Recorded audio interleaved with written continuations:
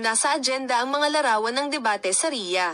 Pahayag mula kina Engin Akurek at Tugba Buyak-Usten. Si Tuba Buyak-Usten ay lumitaw sa isang prestihiyosong seremonya na ginanap sa RIA.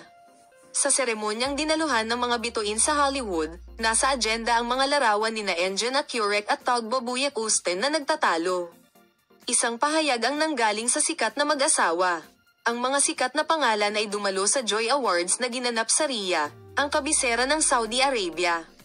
Dumalo sa seremonya ang mga aktor, direktor at maraming sikat na pangalan.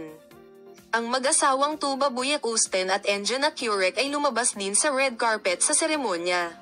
Sina Tugba Buyak-Usten at Engin Akurek, na nagsabing dumalo sila sa seremonya ng parangal sa unang pagkakataon, ay nagsabi na masaya silang lumahok sa seremonya. Ayon sa ulat ng magazine na Burden, sinabi ni Tugba at Engin, "Ito ay isang makabuluhang gabi para sa amin. Dumating kami at umalis. May pagtatalo daw ang dalawa. Iyon ay isa pang bagay na ikinagalit ko." Nilinaw din ni Engin Akurek ang mga alingaw-ngaw ng kontrobersya.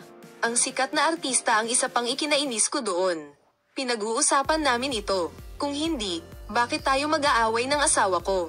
It's a question mark," aniya.